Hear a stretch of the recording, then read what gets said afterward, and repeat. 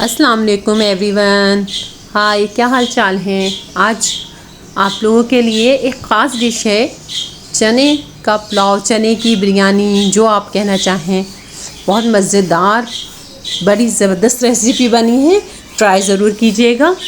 ایک پیاز لی میں نے 1 کلو چاولوں کی بنائی ہے، پرفیکٹ بالکل اس کے مسالے ہیں، جتنی مقدار میں نے بتائی ہے آپ اسی طریقے سے اس کو بنائیے گا۔ نمک مرچ ہر چیز پرفیکٹ ہوگی۔ میں نے ایک بڑے سائز کی پیاز لی، اس کو کاٹ لیا اور سالن والا چمچ 2 بھر کے میں نے اس کے اندر تیل کے ڈال دیے۔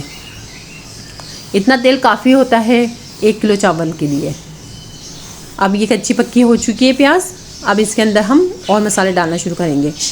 تیز پتہ، چھوٹی الائچی، بادیان کے پھول 3 سے 4 عدد لونگے، 3 سے 4 عدد 5 عدد کالی مرچیں ڈال دی میں نے اس کے اندر۔ اب یہ میں نے 2 بڑے سائز کے، چھوٹے نہیں ہیں، بڑے سائز کے ٹماٹر ہیں، وہ کاٹ کے چھوٹے چھوٹے پیسز کر لیے، کیوبس کی شکل میں کاٹ لیجئے، وہ ڈال دیجئے۔ یہ دیکھیں کتنا خوبصورت اچھی شکل ہے، کتنا پیارا رنگ لگ رہا ہے اس کا، ٹماٹر کی وجہ سے مسالے کا۔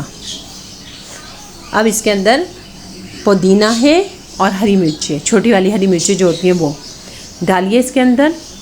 10 سے 12 ثابت ڈال دیجیے گا، پیسیے گا نہیں۔ 10 سے 12 عدد میں نے وہ ڈال دی، اور یہ میں نے 2 چمچ کھانے والے 2 ٹیبل اسپون بریانی مسالہ ڈالا ہے۔ یہ دیکھیں ہری مرچیں آپ کو نظر آ رہی ہوں گی، مسالے کا کلر کتنا خوبصورت ہے گا۔ ٹرائی ضرور کیجیے گا، ذائقہ ہر چیز مزہ دے گی آپ کو۔ لہسن ادرک کا پیسٹ 2 چمچ بھر کے میں نے ڈالے ہیں۔ مسالہ بھونتے جائیں اور ٹماٹر ساتھ ساتھ گلتے جائیں گے، اور آپ اپنے مسالے ڈالتے جائیے۔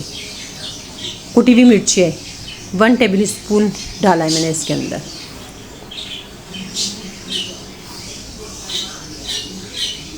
مسالہ پک رہا ہے۔ یہ چکن پاؤڈر میں نے 2 چمچ بھر کے ڈالے ہیں، چائے والے ٹی اسپون۔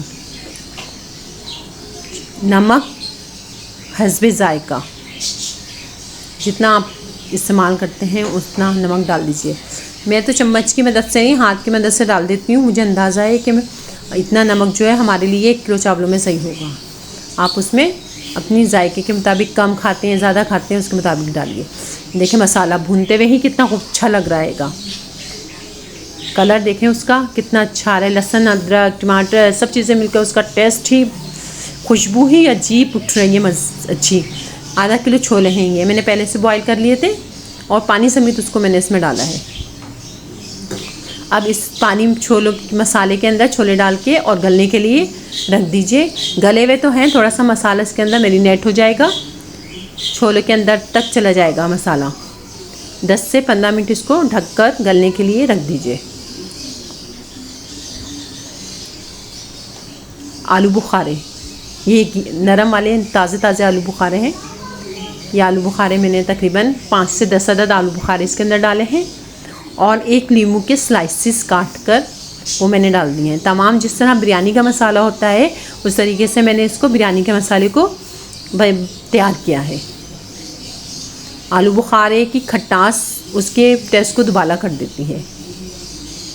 دیکھیں ہر مسالہ الگ الگ، پودینہ ہری مرچیں ہر مسالہ الگ الگ نظر آ رہا ہے، اور اپنی ذائقے کو خود ہی بیان کر رہا ہے کہ میں کتنی اچھی بریانی تیار ہوں گی۔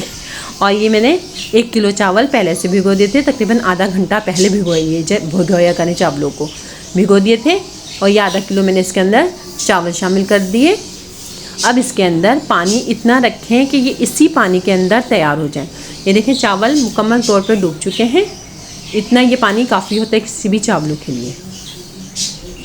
10 سے 15 منٹ جب تیز کھول آئے اس کے بعد آپ اس کو دم پہ لگا دیجئے۔ یہ دیکھیں یہ اس وقت تیار ہے۔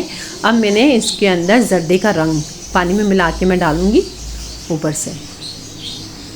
اتنی کوئی خاص محنت نہیں تھی، لیکن بریانی بہت اچھی تیار ہوئی تھی، دیگی بریانی جیسا مزہ تھا۔ یہ دیکھیں اس کا ذائقہ دیکھیں، چاولوں کا دانہ دیکھیں، ایک دانہ چاول کا الگ ہے،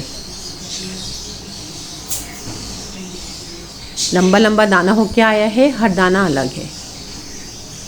اب اس کو زردے کا رنگ ڈالنے کے بعد بھی آپ اس کو 5 سے 10 منٹ تک آپ اس کو دم پہ لگا دیجئے۔